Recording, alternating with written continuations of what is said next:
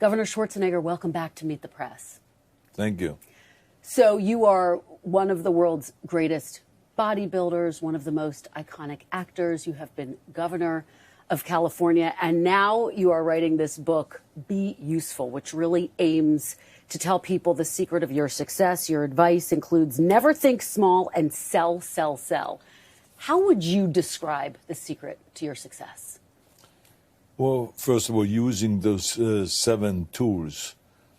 And there is something that is in common that, if you go from a bodybuilding championship to acting, to governorship, if you use some of those basic rules to, number one, have a clear vision, where you want to go, because then you chase something and then it makes it much more fun, no matter how much the struggle is and how much the torture is, how many times you fail and you have to get up again, but you know what the purpose is, why you're doing that. And so that is, to me, I think the number one and most important thing is you have to know exactly what you're going after, what you're passionate about. Number two, that you cannot really listen to the naysayers, because every time you have a big, big dream, people will say, it's never going to happen. Come on now. Why you? When I wanted to come to America, they said it's impossible.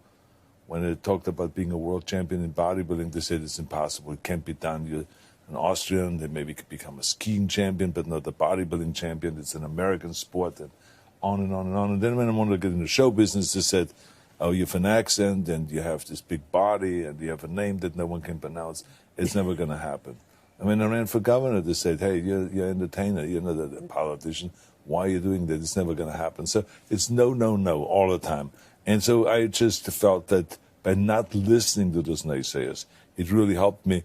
And I used those naysayers as a kind of like fire, kind of putting a little bit of extra fuel in that fire to get me motivated and to really make me feel like, well, I'm going to show them. Okay, if they think that I cannot do it, I will show them that I can do it. So it gave me extra motivation, and I talk about that in the book, that not to get depressed over those kind of things, but to kind of use it as a motivating force. And so this is the kind of things that I do in the book. I show people how to do it, how they become more successful, because the reality is that so many people that are unhappy today.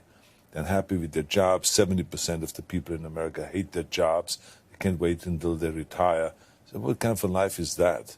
So I think we can do better than that, but they don't know how. So this is what the book is doing. It helps young kids, helps middle-aged people, it helps older people, it helps women, men, it helps anybody that wants to become more successful, be happy and more fulfilled with their lives. And why was it important to you to write this book now? I never really dreamt of being a motivational speaker. I never ever dreamt about writing a book about motivating people and stuff like that. It was the last thing in my mind. It was just that without a plan, it really caught on. I started doing speeches, commencement speeches, and people after that said, this was unbelievable, the way you pumped up the students, the way you gave them the rules to success and all this. They really walked away with something that they can work with. That was great. Why don't you write a book about that? And I said, no, I don't want to write a book about it. So anyway, one thing led to the next. I now all of a sudden started doing speeches all over the world, motivational speeches and all this stuff. And so, more and more people started coming and say, do this as a book, do it as a book, write the principles down and the truths. And so that's why I did that. I felt like, okay, let me do that. And now here we are. I'm out there and I'm doing exactly what one of the chapters says, sell, sell, sell, right? Because I always feel that you can have the best product in the world, or you can have the best show in the world, the best commentator, the best journalist. But if the world doesn't know about it, you have nothing. So you got to really let people know that you're existing or that your product is existing. And that's what I'm doing right now is I go around the world promoting this book and doing a lot of interviews and talk about motivation and about the idea of the tools and so on. Governor, I think a lot of people would look at you, look at your life, and say you are cut from a very different cloth. You didn't have success in one field. You had success in 3 different fields, 3 different endeavors, everything you ever put your mind to. What would you say to people who look at your book and say they feel intimidated to dream as big as you did? Well, you got to go and dream big. there's nothing that stops you from going all the way. I mean, the sky is the limit. And so the key thing is that we have that clear vision and to go after that. And I've seen it firsthand. My dream was not to win Mr. Austria or Mr. Europe, but to win Mr. Universe. And not only to win Mr. Universe, but to become the greatest bodybuilder of all times. So this is a huge goal. To erase history and to say, I'm going to beat all of those guys that were there in the past. I'm going to be the greatest with the most perfectly developed physique. And then you just have to figure out, how do you get there? How do you do that, right? I mean, this is the how-to is a very important factor. For that, you need then trainers, you need training partners, and all of that stuff. But the same was also in acting. Think about it, that when people said, you want to get into acting, I said, no. I want to be a movie star. I want to be the leading man. This is impossible with an accent like that. I mean, I barely can understand you. And so, but I did it. So because I didn't see it as an obstacle, I saw it as a big plus. And sure enough, when they said your body is too big, well, when I did Conan the Barbarian, the director said if we wouldn't have had Schwarzenegger, we would have had to build one. Why? Because I was the only one that at that time that was muscular enough to play Conan the Barbarian, which was a character that Frank Frazetta drew, and you know, it was a famous comic book character, you know, sword and sorcery and all this. So he felt that that body was extremely important. So there was a plus now all of a sudden. And Jim Cameron, the director Terminator, said the reason why Terminator worked was because Schwarzenegger talked like a machine. So all of a sudden, the German accent became a big plus. And you realized your speech was an asset. Exactly what you're saying, that you could achieve that, speaking like what other people would perceive to be exactly. a machine. And you know, to me, when you analyze my career, you always see that I do it my way.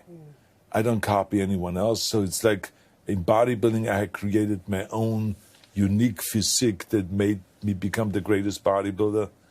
In show business, I kept my accent, I kept my body, I kept my name and everything, and did it my way, which was, I'm talking about this in the book, is I didn't climb the ladder, I created my own ladder, and I climbed that. So this is what I did. The same is with the governorship. I mean, here I come in as governor, and I say, stop it, guys. Yeah. I don't see, as a Republican, the Democrats as evil and as villains. I want to work with them. I said, let's all sit down together and let's figure out what we can solve together. What can we do together to serve the people of California? Because I'm not coming from that Republican kind of being a party hack of some kind of, I say, I want to be a public servant. I want to serve the people. And I want to delve into your record shortly, but I want to read you a passage of your book, because one of the things that I found so fascinating about this is that you give very practical advice, including how you should think about 24 hours of every day. You write, rest is for babies and relaxation is for retired people. Why do you think it was so important for you to give this very blunt advice? Well, because I feel like we have only one life. And we have to go and live this life fully. It's not a dress rehearsal. It's the real thing. So let's go all out. And I just feel like when people say, are you going to retire? I said, look, when I'm 6 feet under, then I can rest and retire and do all of that stuff. I said, as long as I'm above the grass, I want to fight. I want to be hungry. I want to struggle. I want to be useful. And to me now, this is very important, to combine all of my careers together into one and to make this a better world. If it is motivating people to become more successful, if it is fighting for a clean environment, to reduce fossil fuels, the use of fossil fuels, and to reduce pollution, which kills 7 million people, if it is to create a better healthcare, after-school programs, better education for the kids, all of those kind of issues are very important to me, and I just want to improve the world, make it a better place. Well, let's talk about the state of our world right now. We all witnessed the horrific events that unfolded in Israel, what many people are calling Israel's 9/11. What was your reaction to seeing the attacks in Israel, Governor? I think I was in shock as much as everyone else was. You look at those images on television and you say, how can people do that? Why would anyone be motivated to launch a barbaric attack on Israel? And unprovoked. It was not like there was anything going on, but Israel was kind of like doing something to Hamas or to the Palestinians at that time. And it was just unprovoked attack. And it just blew my mind that something like this can happen out of nowhere. And so many people have to die. So many people have to suffer. So I just hope that smart people and wise people can get together and solve this issue. And because it has been going on for so many decades and centuries and in history, there have been those battles and those fights in the Middle East, and somehow they don't resolve them. And I think it needs smart and wise people to come together that think not only what is best for them, but that think also what is best for the other side. Because that's what you have to do in a situation like that. You have to kind of say, well, how do they feel? Why do they feel that way? And what can we do to help with that situation? What can they do to help with our situation to make us feel safe and so on? As a former governor, how would you assess the response by U.S. leadership and Israeli leadership? The response, I think everyone is working very hard to figure out, how to solve this problem and how to kind of like, find the bodies. I mean, they're still counting the bodies. They're still finding this at this music festival. They have, like almost 300 people that died right there. So I think the response was good. I think it was great that the president has responded and let Israel know that we are 100% behind them. And, I feel that it's very important for us to be supportive of Israel and to do everything that we can to defend and help them to defend them and all of that stuff. But as I said, it is very important also at the same time that we not always go from one conflict to the next, but we start thinking about how does the other side feel and why is this continuing to go on like that? And can we solve that in the future for future generations? And of course, this is all happening as the U.S. Congress is in a state of paralysis after kicking out their own Speaker of the House. So they couldn't respond to this crisis if they were asked to do so. And obviously, divisions in this country are deeper than we have seen in quite some time. What do you think the state of our democracy is? Well, I always felt ever since I came to America and I started really getting into learning about the history of America and about democracy and the political system here and all of that, that democracy is very vulnerable. And that's why I always say to people, it's not a bystander sport. You got to participate. You got to vote. You got to study of who the candidates are. And you got to really get smart about the issues and stuff like that. So, I always encourage people, and I think that's why I have the USC Schwarzenegger Institute to educate kids to really be out there and get with the program and to participate in democracy. And I also believe very strongly in the equal right to vote, because I think that we have a problem, as we have seen in the last election, that so many people were not able to vote because they closed the voting polls and they made it impossible for some people to vote in order to change the election outcome and stuff like that. And all of this is the wrong way to go. So we have to do everything we can to fight for this so that everyone can vote and the polling stations stay open and all of that. So these are all the kind of things. So democracy is a very vulnerable is in a vulnerable situation. Because of the divisions in this country right now, what's the root of the vulnerability? I think it's always been vulnerable. I mean, don't forget that when I came over to America in the 60s, President Kennedy was assassinated, Robert Kennedy was assassinated, Martin Luther King was assassinated. There was violence beyond belief at the Democratic Convention in Chicago. where people were clubbed to death and attacked and all of that stuff by the police. And there was the Vietnam War. There was wars going on. So, I mean, there was total madness. And somehow, and there was Watergate right after that. So somehow we came out of all that because there was a leader that was sane and that showed great leadership, which was Ronald Reagan. Not that he was because he was a Republican or because he was this or that or from California. It was just he was the right man to bring people together during this, kind of big problem that the United States went through with the inflation rate high, the business went down, the economy went down, the stock market went down, everything went down, and our image was horrible worldwide, and he brought it back. I think this is what we need. We just don't know yet who is this person that could do that. You don't know who that leader is. You don't I see couldn't that tell you leader right now. because the Democrats are screaming that it has to be Biden, and the Republicans are screaming it has to be Trump and all that stuff. Okay, let that playbook, let that kind of thing play out again, so we know once and for all who the people really choose. That's perfectly fine with me, but we got to think beyond that. Because we need a new generation of leaders that are willing to spend as much energy as possible or as much energy as it takes to bring both of the parties together. Because we as a nation are Democrats and Republicans and independents. And when they all play together and work together, that's where our ultimate strength comes from. We cannot, it's like a football team that only accepts Democrats or Republicans. You couldn't win like that.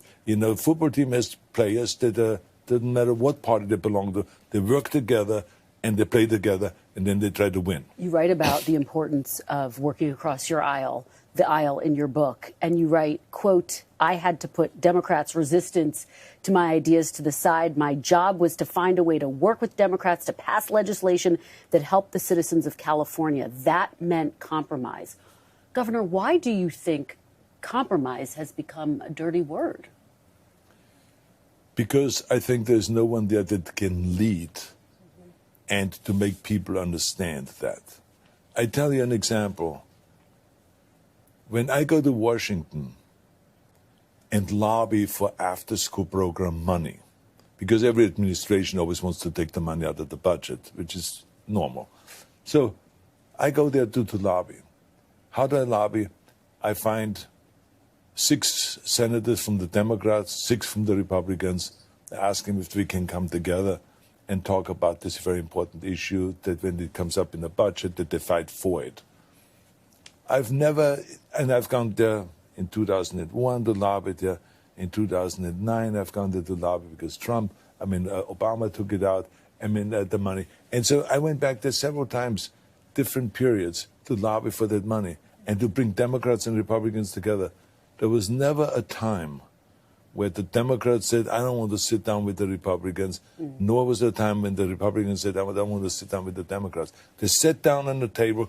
I talked to them about the important issue of the after-school programs, why this money is important, how 70% of the kids come from a family where both of the parents are working and there's no one home in the afternoon. That no matter what your philosophy is about, the government taking over, babysitting and all this kind of stuff, forget about it. This is an important issue. We got to work together on this. They all were willing to work together. It was 20 years ago, 10 years ago, and now always were willing to work together. And they never said, I don't want to work with this team. Because I brought them together and I told them, you both are important to save the money for those kids. One of the extraordinary things that we are seeing, though, right now, it's not just about this lack of bipartisanship. It's about Republicans, at least in the House of Representatives, not being able to work together, this divide within the Republican Party. How concerned are you, and do you think that Republicans should put their ideology aside and, as you say, work together? It's not just Republicans. You have in the Democratic Party people that are way to the left and totally wacky. You can't blame them because that's the way they feel. That's the philosophy. But we have to recognize that there are now really people on the left in the Democratic Party, and there are people that are way to the right in the Republican Party. And the danger of that is when you're that far apart, it's very hard to pull that rubber band closer together without it snapping. So this is why I always feel like that we got to get rid of gerrymandering that creates those extreme people in those parties. Gerrymandering, when you have independent redistricting commissions, like we have in California, you have much more center people. And therefore, in California, our approval rating of the legislators went from 16%, sometimes 20%, to almost 50% because of that independent redistricting commission. Because people now, legislators, are much more in the center. So we got to go and do that nationwide. There's maybe a third of all the districts that are now drawn with independent commissions, but we still have to go a long way to go. Because of these divisions that you talk about in both parties, do you feel an increased pressure to speak out right now, to lend your voice to the conversation? You have obviously chosen specific moments in the wake of January 6th, for example, to speak out. Do you feel that pressure to speak out right now? I don't feel the pressure. I just let people know from both sides that I'm always there to help. And like, for instance, I had a very, very good environmental conversation with Republicans with the help of the speaker, and Kevin was there and brought all these people together. And then after that, I went to the White House, and I talked to the White House, to the Democrats. And I told both of them, I said, if you ever want to get together, because there's a sweet spot that we can find where Democrats could be very happy, and Democrats could be very happy because we make an agreement to increase and to double the renewable energy. And the Republicans will be very happy because you give them to double the nuclear energy. So there's something in there for everybody, but it is very important, both of those. It's not like you're selling out. We need nuclear power, more nuclear power in America, because it's clean energy. And the renewable energy, solar and wind and geothermal and all this, is also clean energy. So if we double the 20%, get to 40% in nuclear and 20% to 40% in the renewable, imagine now we have 80% of clean energy, and that will make an impact in the world when we do something like that. And I read that you hadn't heard much from the White House. Has that changed? No, I haven't heard much from either side. But okay. I mean, that doesn't mean that they're not talking maybe, or they're moving forward. I don't know. But I just always let them know if they need any help. I've been there for 7 years, and I've created the most strict environmental laws in the country that have become a model for the rest of the world. We can do it nationwide, and it's easy to do. It's not kind of like a big ask to do that. Given what you're saying, do you worry about Republican calls to continue with the idea of drill, baby, drill? We're hearing that from some of the candidates. Well, they can drill. We have to drill. I mean, you got to face reality. Drilling is not a negative, because you have one choice, and that is, or two choices actually. If one to drill here, or the other one is to go and buy the oil from Saudi Arabia or from Mexico, from some Venezuela or somewhere else. So at one point or the other, you have to recognize this is the oil that we need, because we don't have yet the alternative, the electric cars, the hydrogen-fueled cars, and all of those things. So we have to drill somewhere, and I rather drill in America than to drill in Venezuela or in Mexico or in Saudi Arabia. I want to get your take on the race for the White House, if I can. You've been very critical of former President Trump. Is there any candidate in that field who you feel like could bring the type of leadership that's needed right now? Well, I don't think we give those people enough chance, because it's all Trump, Trump, Trump, Biden, Biden, Biden. So, I mean, so these are the things that the press talks about. Who do you think stands out? Well, I think like Joe Manchin is one of them that I think stands out, because he's kind of like a center guy. He comes from an energy state, but he's a Democrat, so he knows the challenges and all that. So, but he's one of the guys that I think is really a great force. But there's many others. We just have to give, in general, without endorsing anybody, I think we have to give people a chance to emerge. The political system is set up in such a way right now that Trump is kind of like taking the air out of everything, and Biden is doing it on the other side. And so it's kind of like comes down to both of them running really for president. You have said you would run for president if you could. Do you think you would be a better president than any of the candidates running right now? I think that I have the ability of bringing people together. I have the ability of talking about issues without villainizing the other side, because there's people that think differently than I do, but they're not evil. They're not terrible people. They're good people that mean well. So therefore, I would say we have to be able to bring people together and let everyone know they are very important to be part of the team and for us to be successful. Does it frustrate you that you can't run for the nation's highest office? No, because I tell you, I have accomplished everything that I did because of America. So why would I be frustrated and angry about something, the one thing that I can't do? There's only one thing that I can't do in America, which is run for president. Why would I be upset about that? Yeah, I would love to run for president. I would love to have the opportunity to do that and to show America that we can come together and to do the kind of things that Ronald Reagan did. But that's not the case. The case is, the reality is that I can be there to be helpful, to help other people. That is, to me, the most important thing. Like I said in the book, and the book is called Be Useful. I want to be useful to bring Democrats and Republicans together and solve the problems together. I have seen you say that you have no plans to run for the late Senator Feinstein's Senate seat. Have you ruled it out completely? No. How can I rule it out? I didn't even think about it. Okay. I mean, it's like it's not there. Look, I'm busy now with show business, and so running for any office is not even in the game. Politics are not in your future at all. I don't see it at all, because I can see the impact that I have and the way I can talk freely today about politics and about issues without having to worry about, what does my party think when I say that, and what does so-and-so say, and what do my constituents say, and what I don't have to worry about anything. I can say anything that I want, and everything that I say comes from my heart and comes from my kind of like concern for America. I have read that you have said that Governor Gavin Newsom, you think it's obvious that at some point he will likely run for president. Do you think he would be a strong president at some point in the future? I have no idea.